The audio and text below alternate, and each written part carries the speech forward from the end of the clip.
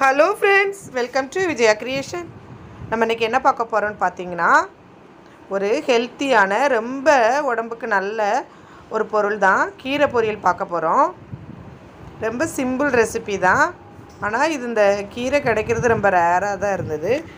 நம்ம வில்லேஜ்ல நம்ம பயிரிடும்போதே பருத்தி கூடலாம் நம்ம தண்டங்கீரை போட்டு அதை வரிச்சு சாப்பிட்றது வழக்கம். இப்போ ரேர் தான் சிட்டியில் கிடைக்குது, அது கிடச்சிது. அதனால் அந்த தண்டங்கீரை உங்களுக்கு போட்டிருக்கேன். ரொம்ப குளிர்ச்சியாக நல்லது, இது கொஞ்சம் சாப்பிட்டாலும் போதும். பாருங்கள் கீரை கட்டு எப்படி இருக்குன்ட்டு. தண்டு வந்து அவ்வளோ பெருசாக இருக்கும், ஆனால் இளம் தண்டாக இருக்கும். இந்த மாதிரி பூ எது இருந்ததுன்னா அதை எடுத்துக்கக்கூடாது, டேஸ்ட் இருக்காது, முத்துனது. அப்புறம் இதில் அந்த நார் மாதிரி அதை நம்ம பீன்ஸில் எப்படி உரிப்போம் அதே மாதிரி உரித்து எடுத்துக்கணும்.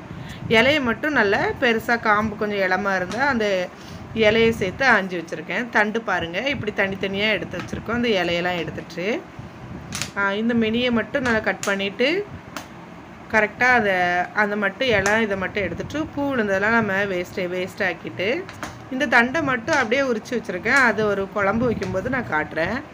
இந்த இதெல்லாம் உரிச்சிட்டு நல்லா நார்லாம் எடுத்துட்டு நீட் பொசிஷனில் வச்சுருக்கோம்.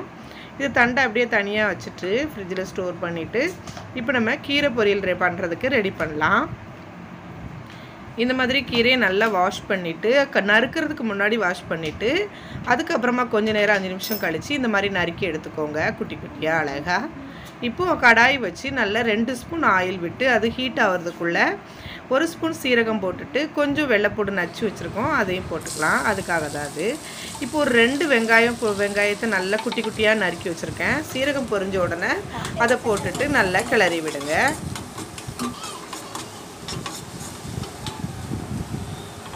அப்புறமா பச்சை மிளகா வந்துட்டு நம்மளுக்கு காரம் எவ்வளோ தேவையோ அது வந்து நம்ம மிளகா தான் அதில் கொடுக்க போகுது. அதனால் ஒரு 4 மிளகா நான் குட்டியாக நறுக்கி வச்சுருக்கேன். அப்புறம் பச்சையாக நல்ல அழகாக ஃப்ரெஷ்ஷான கருவேப்பிலை போட்டுக்கோங்க. நல்லா கமகமான கீரை மணமாக இருக்கும். வேறு எதுவுமே மசாலா இல்லை இதுக்கு, இதுதான் மசாலா. அதனால் அந்த சீரகத்தோட மணமும் அந்த கருவேப்பிலையோட மணமும் அப்புறம் நம்ம நச்சு வச்சுருக்கிற அந்த பூண்டோட மணமும் தான் இதுக்கு தூக்கலாக இருக்கணும். இந்த மாதிரி போட்டுட்டு அது நல்லா ஃப்ரை ஆனதும் வெங்காயமும் அது எல்லாமே ரொம்ப கருவை ஃப்ரை ஆகாமல் மீடியமாக இருக்கும்போது நறுக்கி வச்சுருக்க கீரையை எடுத்து அது மேலே தட்டி நல்லா இந்த மாதிரி லைட்டாக இது பண்ணி விடுங்க. ஏன்னா கீழே வந்து வெங்காயம் சீரகம் கருகிடக்கூடாது, அதுக்காக நல்லா ஷேக் பண்ணி விட்டுக்கோங்க.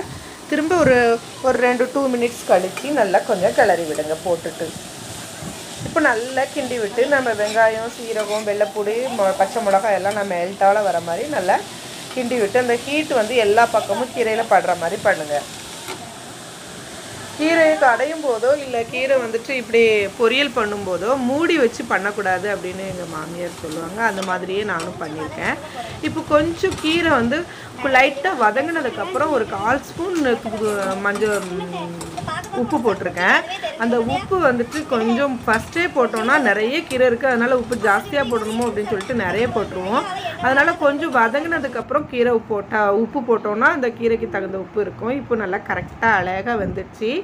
இந்த டைமில் நல்லா கிண்டி விட்டுட்டு நல்லா வெந்துடுச்சு பாருங்கள். இப்போ ஒரு அரை முடி தேங்காவை திருவி வச்சுருக்கோம், அதையும் அது மேலே போட்டுக்கோங்க.